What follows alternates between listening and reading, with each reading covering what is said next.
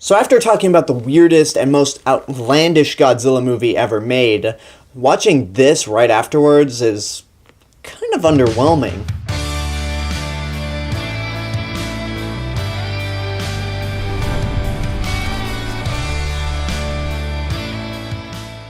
Godzilla vs. Gigan is the 12th Godzilla movie, the third one to be directed by Jun Fukuda, and was released in 1972 under the title Earth Destruction Directive, Godzilla vs. Gigan, or in the US as Godzilla on Monster Island, even though Godzilla's on Monster Island for only 2 minutes, and that's being generous. But anyway, the movie follows a comic book artist who is hired to work as a designer for a theme park called World Children's Land, where the owners of that park intend to show children total peace across the entire world. But it turns out that these owners are actually aliens, and their headquarters is the theme park's main attraction, a giant Godzilla tower. And their idea of world peace is to bring down 2 space monsters, King Ghidorah and the new monster Gigan, to basically lay waste to Tokyo and possibly the whole world. That's some backwards-ass logic for your ass. So the comic book artist teams up with his karate girlfriend, a hippie who survived the great Hedorah hippie purge from the last movie, another woman and her brother who used to work for the aliens, as Godzilla and Anguirus head towards Japan to try to stop King Ghidorah and Gigan. So after the incredibly weird and incredibly outlandish Godzilla vs. Hedorah, Yoshimitsu Banno had Godzilla vs. Hedorah 2 ready to go and wanted to do it, but Tomoyuki Tanaka fired him and banned Banno from ever directing another movie at Toho, so they decided to go back into a more traditional route with the next Godzilla movie and brought in Jun Fukuda, and by making this movie a more traditional Godzilla movie, it just kind of feels boring and nothing all that special.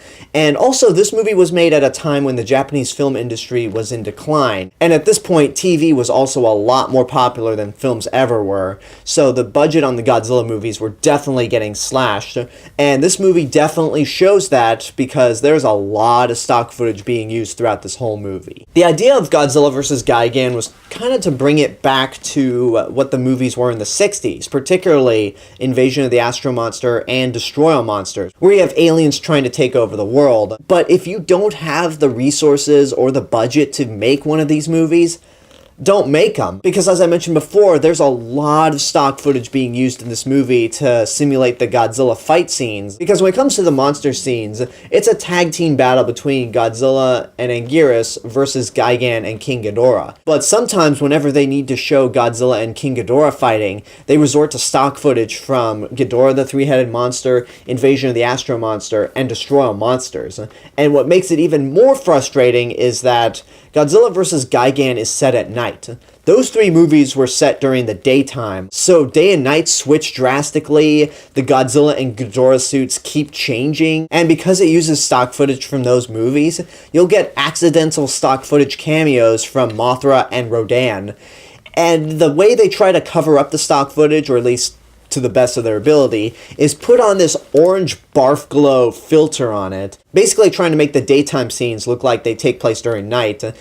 But it just makes it stick out that much more, because when you watch the new scenes, it's very clear and it looks great, but the older scenes are just so ugly with that orange filter. Now, I know what some of you are thinking right now. How is Ghidorah alive? Because last time we saw him, he was in Destroy All Monsters, where he got beaten to a pulp and killed. Well, the simple answer is this movie takes place before Destroy All Monsters. In the official timeline of the original Godzilla series, Godzilla vs. Gigan is still set in the 1970s. And if you recall, Destroy All Monsters took place in 1999. So this movie takes place 2 decades before King Ghidorah is killed. So that's the bare bones answer right there, just in case you're wondering why Ghidorah is back. The score in the movie is non-existent. You'll see in the credits that Akira Ifukube is credited for the score, but that's only because there's no original score in this movie. It's all stock music from a lot of previous Ifukube scores, from Mothra vs. Godzilla, Ghidorah the Three-Headed Monster, Frankenstein vs. Baragon, Destroy All Monsters, Battle in Outer Space, King Kong Escapes, which are all great scores. I'm never gonna diss Akira Ifukube, but it just kind of shows how much these movies were just not really given the great care that they should have been at this point. And again, it's kind of hard to blame them for laziness, because they didn't have all the resources that they had back in the 60s, so their budgets were lower. And even with the new footage, there's something about it that just feels very cheap, because it moves at a very slow pace. Hedorah spends a lot of his time just standing around. His heads aren't moving around like they normally do, where the wires get tangled up. He's just kind of stationary. And there are some points where the monsters give delayed reactions whenever they're fighting. For example, there's a moment when Godzilla slaps Gigan with his tail, and Gigan has a 1-second delay when it comes to reacting to getting hit by Godzilla's tail. It's pretty much the suit actors doing this.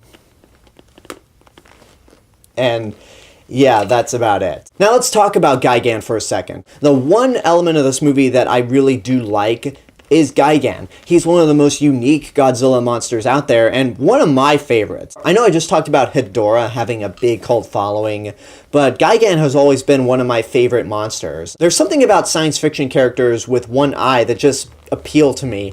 Boba Fett's Mandalorian helmet looks like it has one eye, Shockwave from Transformers has one eye, and Gigan has one eye. There's just something about him that's so unique. Gigan's roar is very memorable, and the way he looks is just downright cool. He's got hooks for hands, he has a buzzsaw on his chest.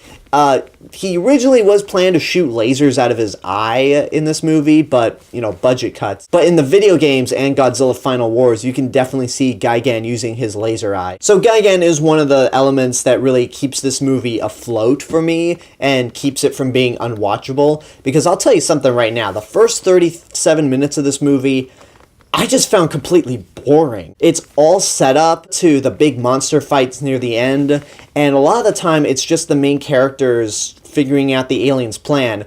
None of the main characters you even give a shit about.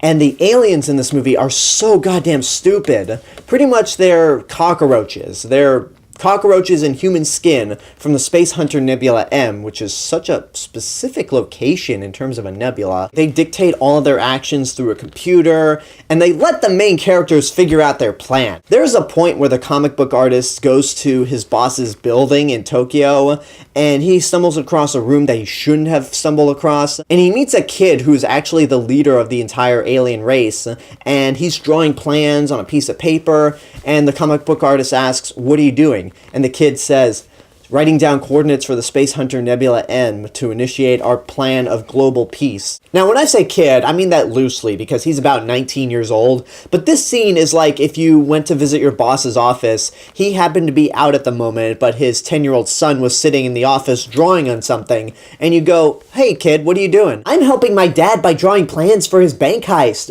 Wait, what? Yeah, Now, there are some good things in this movie. I mentioned some of them, but kind of in a half-assed way. I mentioned Gigan. I mentioned the Ifukube score.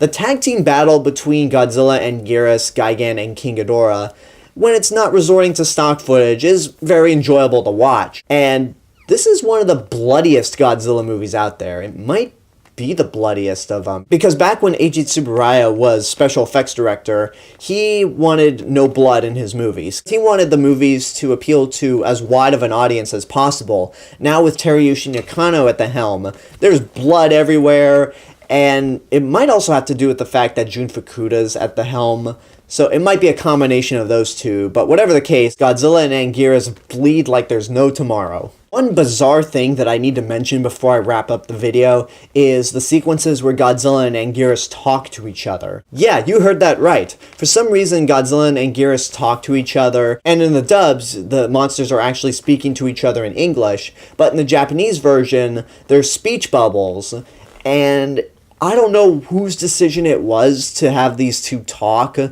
don't know why it's a part of the movie, because it happens at random. They only talk in about 2 scenes. And there's even one scene where Godzilla's roaring, but the roar sounds very fucked up, and you watch it and think, they were supposed to be talking in that sequence, but somebody forgot to dub it in, or forgot to insert a speech bubble there, so there's just no point in having the monsters talk at all. And there's kind of no point in this movie existing either, except for the creation of Gigan, so I'm gonna wrap things up here. This is neck and neck with All Monsters Attack in terms of the worst of the original Godzilla series, because there's one thing I give All Monsters Attack credit for, is that its heart is in the right place. All the Godzilla sequences might not be very good, but at least it was trying to tell a story about a boy who is going through some life struggles, and he uses Monster Island as a parallel to all that. This movie is just a generic Godzilla movie with aliens in it, and because of that, there's just nothing unique about it. Don't waste your money. It's funny with Godzilla vs. Hedorah. I originally said don't waste your money 5 years ago, but then upped it to watch at your own risk. When I reviewed this movie 5 years ago, I said watch at your own risk, but now I've just kind of downgraded to don't waste your money. This is not a Godzilla movie that I highly recommend. It might be entertaining at points, and it did give us Gigan, but it's just so long in terms of its build-up. Some of the monster sequences are just poorly paced, and it's just lackluster. It's dull, and it's a shame that this would be the very last Godzilla movie that Haruo Nakajima would work on, because he kind of lost the passion for it. After Eiji Tsuburaya passed away, he just didn't really have it in him to continue, so this ended up being his very last Godzilla movie. And that's my review for Godzilla vs. Gigan. I think because this was a more traditional Godzilla movie, and isn't as bizarre or weird as Godzilla vs. Hedorah was, it just makes this movie all the more bland. But the movie I'm going to talk about tomorrow seems like a good mix between traditional Godzilla to downright batshit insane Godzilla, and that is Godzilla vs. Megalon. I cannot wait to talk about this one. So until tomorrow, I hope you enjoyed this review. Leave a comment down below and tell me what your thoughts are on the movie, if and when you've seen it. And as always, this is the real Mr. Robinson telling you there's only one.